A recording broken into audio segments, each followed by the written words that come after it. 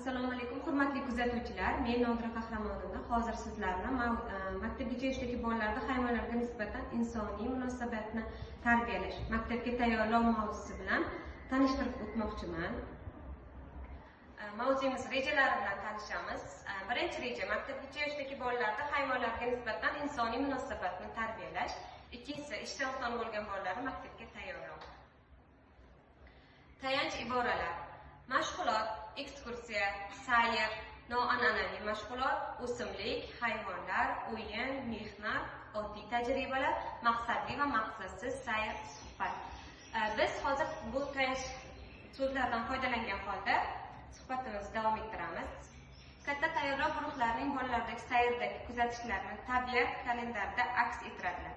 Ular bu kalendarda jonsiz tabiat, hayvonlar, o'simliklar hayotidagi yorqin mavsumiy o'zgarishlarni, kishilarning mehnatlarini aks ettiradilar. Ya'ni bolalarni, ishdan son bo'lgan bolalarni tabiatga, ekskursiya jarayonlariga olib chiqish va hayvonlar bilan tanishtirish haqida tushuntirib o'tamiz. Tabiat hodisalarini kundalik kuzatishlar tasodifiy bo'lmasligi lozim. Bularni tarbiyachi oldindan rejalashtirishi lozim hisoblanadi. Sayr vaqtida gulzor va ekinzorlarda katta ishlarni amalga oshirish mumkin.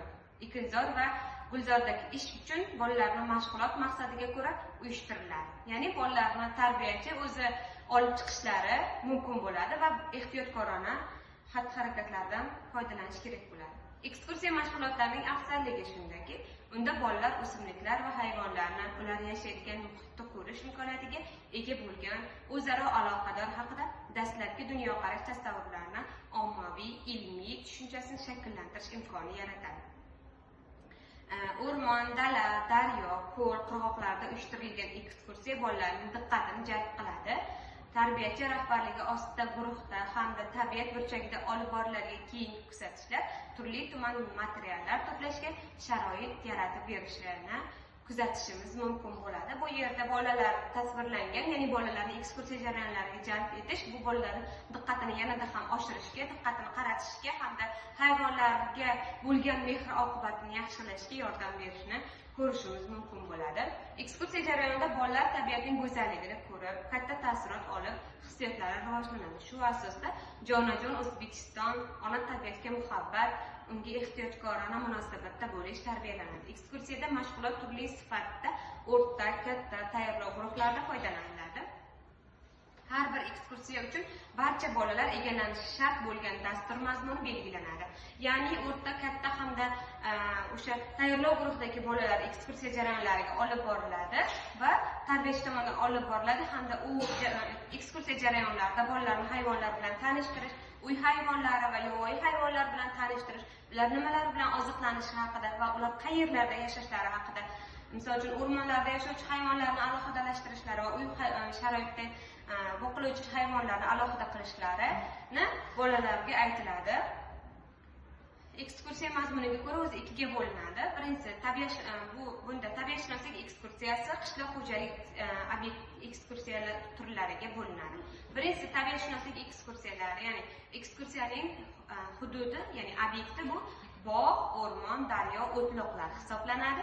Ikkinchisi esa qishloq xo'jaligi ekskursiyalari esa ekskursiya hududi bu, ya'ni obyekti bu dala, parrandachilik fabrikasi, ekinzorlar, ya'ni hayvonlarni misol qilib olishimiz mumkin bo'ladi.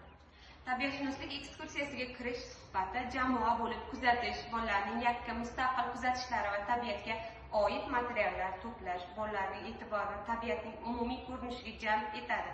Ekskursiyaga qismlarning miqdori va ularni o'tkazish izchilligi ekskursiyaning maqsadi ob-havoga qarab o'zgartiriladi. Ya'ni bolalarni o'sha ekskursiya jarayonlari olib borishda ob-havoga ham muhim ahamiyat kasb etadi. Ya'ni bunday jarayonlarda muhim kasb etishlari mumkin bo'ladi. Shunday ekan, bolalarni turli xil metodlar, ekskursiya jarayonida turli xil metodlardan foydalanishimiz ham mumkin hisoblanadi. Ekskursiya bolalarni tabiat bilan tanishtiruvchi ish shakllaridan biri hisoblanadi.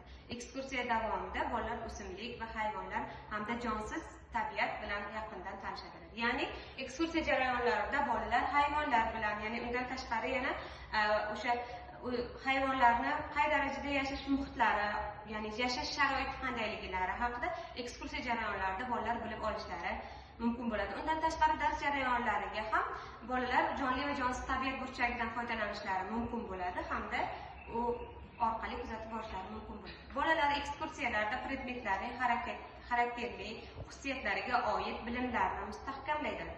Ularning belgisini so'z bilan ifodalaydilar.